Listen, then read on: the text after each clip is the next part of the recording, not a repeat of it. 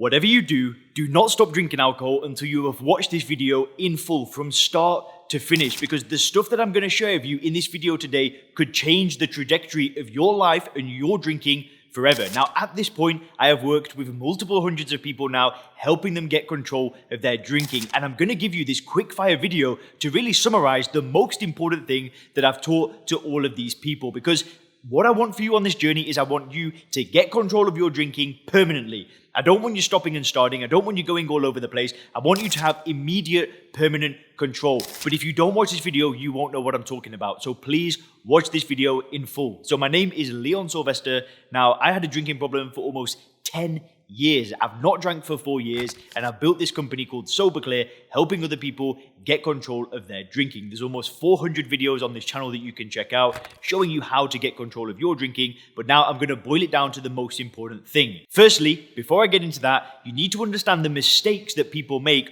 when they're on their journey to not drinking. Because if you don't make the mistakes, then your chance of success is like 10 times that of those that make the mistakes.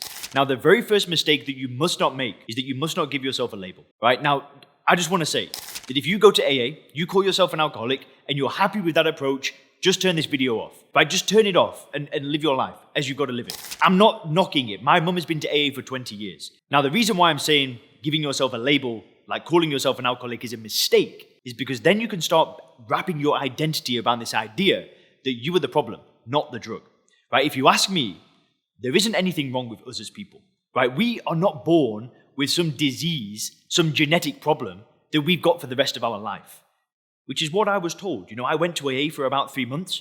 I bought into it. I went along with it. But there was no way I was going to do that for the rest of my life. There's no way I'm calling myself an alcoholic.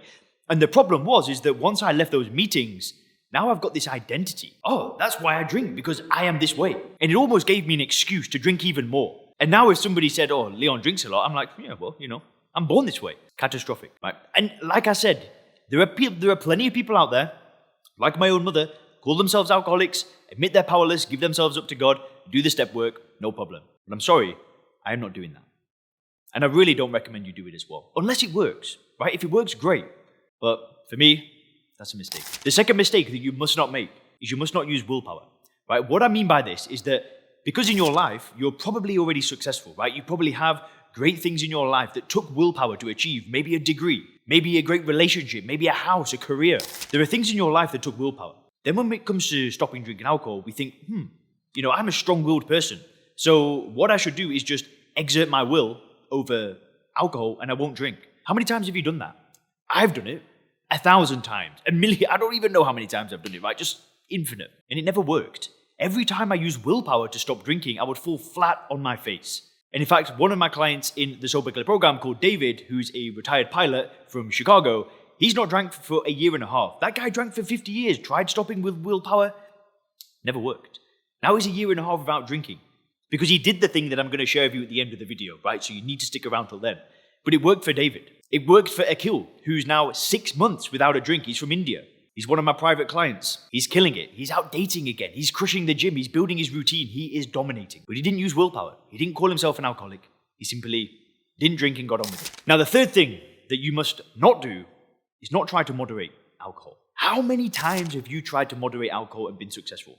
I have tried to do that, and it has been successful until it wasn't. It's a slippery slope.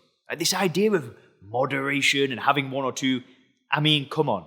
Who's really moderating their alcohol intake? You know, I speak to people all the time. They're interested in finding help. They want to work with somebody. They want to join my program, the Soberclear program. You know, if you want more details on that, just head over to soberclear.com. But they want accountability. They want a system to follow that's not 12-step based, right? They want a different system that's more positive, more optimistic. So we work together. Do you know how many people I've spoken to that say that in public, they just drink 1 or 2 drinks? You know, in public, everybody thinks it's okay. They go home, smash open a bottle of wine, drink the whole thing. Do you know how many people I've spoken to like that? It's a lot. It's a lot of people. They're drinking at home, not showing the world. So here's the thing is that we see these people in public that are having 1 or 2, and we think, oh, damn, I want to be like them. But maybe things are going on behind closed doors that you don't know about. Because alcohol is a drug. When you drink one of the drug, it's designed for you to drink more and more and more. So how can you moderate that?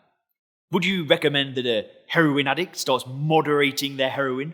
or a crack addict starts moderating their crack?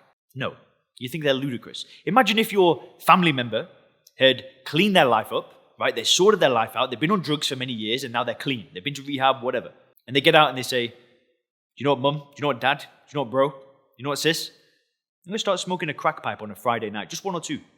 Just going to, enjoy it. I like the taste. It helps me relax. Hard day of work, just go out, one or two, finished. Come on, let's get real. This is a drug that we're talking about. Alcohol is a drug. So what is the one thing that you must do? What is the one thing that you must do? The reason why you clicked on this video in the first place. The one thing you've got to do is reframe how you view alcohol. It is mission critical. It is the most important thing that you must do on your journey. That's why David was successful. That's why Akil was successful. That's why Art's successful, Kevin's successful, Colin's successful. That's why Ramona was successful, Kelly was successful. And that's why the people that I work with are successful. Because we don't use willpower. We don't call ourselves alcoholics. We don't try and moderate. We get immediate control, permanent control, and it happens through reframing how we view alcohol. What do I mean by reframe? Well, what we do is we apply this mental model called first principles thinking. And in fact, if you click the link up here, I've made a separate video explaining that in more detail. So if you want more details on that, just click the link up here. But first principles thinking is a problem-solving technique which really dives into looking at all the different areas of the problem, putting them together one by one to build a new paradigm. And that is the key, right? It's getting new information into your mind that's true, right? That's not marketing information, right? That's not information pushed by alcohol companies or media companies or what you see on the movies. It's really learning the truth about the drug, the truth about the poison, the truth about the addictive nature of the stuff, and the truth about how there is nothing wrong with you if you can't stop drinking it. The problem is the drug. But once you change your worldview, once you see alcohol as poison, as ethanol, the decision to not drink is so easy. It's so simple. You stop drinking it, and then you start building the life that you want. You start going towards the life that you want, the health that you want, the relationships that you want, the business, the career, the financial life that you want. Instead of going to the past and beating yourself up, you put all your energy into the life that you want. And that's the secret. That's what I've done. That's what I help people do.